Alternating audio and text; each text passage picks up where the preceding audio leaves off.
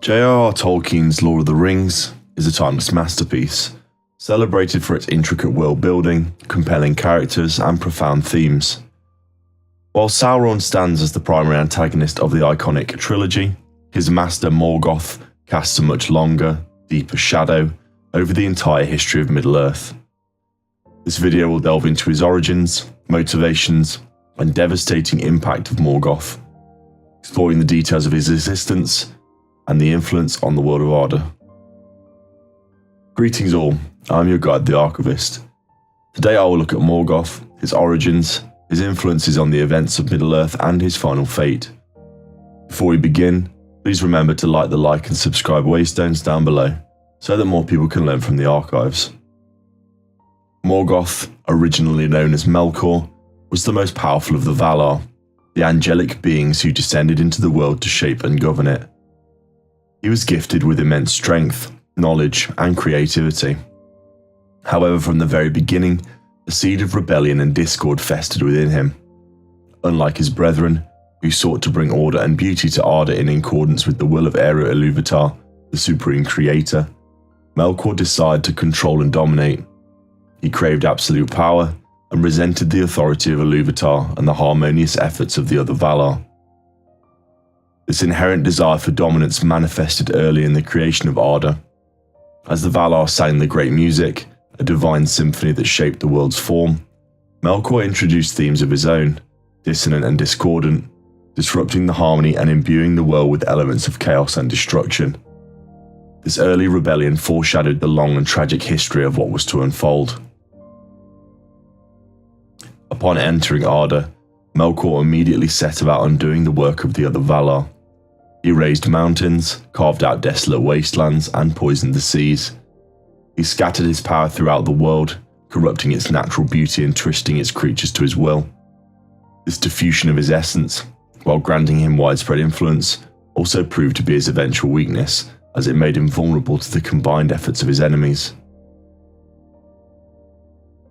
One of Melkor's most significant acts of defiance was the destruction of the two lamps, Iluin and Ormal, which illuminated the early world. The cataclysm plunged Arda into darkness and reshaped the continents, creating the landscape that would later become known as Middle-earth. Following this act of destruction, the Valar retreated to the land of Aman, also known as the Undying Lands, and established Valinor, a realm of light and beauty, where they could protect themselves from Melkor's influence and continue their work. However, Melkor's influence continued to spread through Middle-earth. He established his fortress of Utumno in the far north, a subterranean realm of darkness and dread, from which he commanded his growing legions of evil creatures.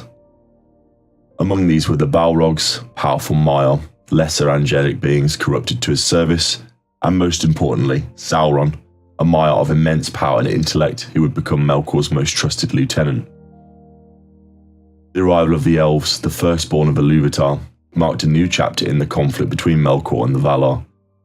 Melkor, now known as Morgoth, the black enemy of the world, coveted the elves, seeking to corrupt and enslave them.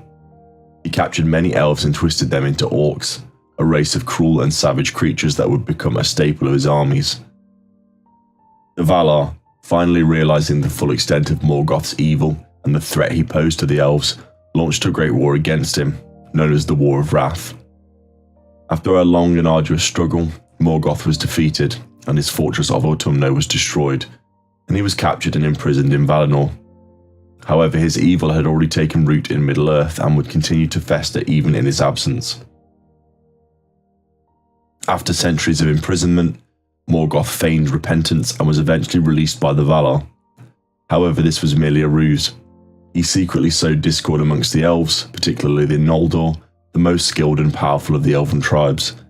He manipulated them with lies and promises, fueling their ambition and pride, ultimately leading to them to rebel against the Valar and embark on a disastrous quest to reclaim the Silmarils, three jewels crafted by the elf Feanor that contained the light of the two trees of Valinor, which Morgoth had destroyed.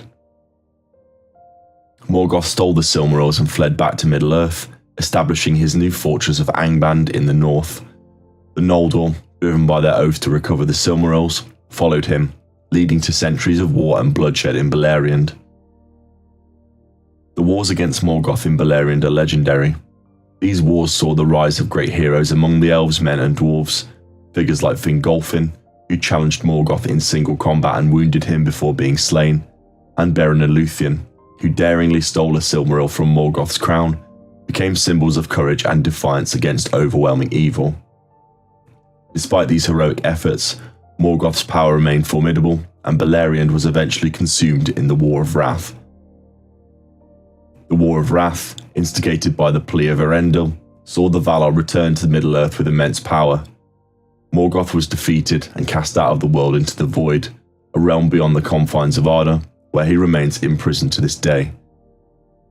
Despite his banishment, Morgoth's influence lingers through Middle-earth. His corruption of the land, his creation of orcs and other evil creatures, and his sowing of discord amongst elves and men had lasting consequences. Sauron, his most powerful servant, continued his master's work, seeking to dominate Middle-earth and bring it under his control.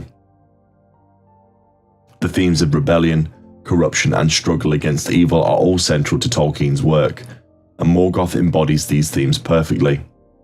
He represents the ultimate embodiment of pride and destructive power of unchecked ambition.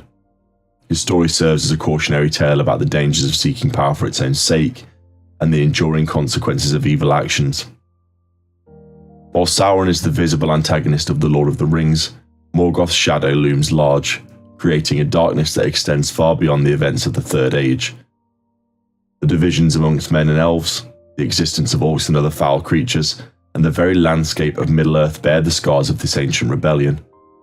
Understanding the details of Morgoth's history is crucial for appreciating the full scope of Tolkien's mythology and the depth of struggle between good and evil in Middle-earth. His legacy serves as a reminder that even after the defeat of a great evil, its influence can continue to shape the world for generations to come, demanding constant vigilance and unwavering courage from those who seek to uphold the light. Ultimately, the story of Morgoth is a testament to the enduring power of hope and the unwavering spirit of resistance in the face of overwhelming darkness. And so I have now covered the content for this video, but if there's anything that has been missed, please share them in the comments down below. If you enjoyed this content, please remember to like the like and subscribe waystones down below. Naluig Vanadvan. Until we meet again.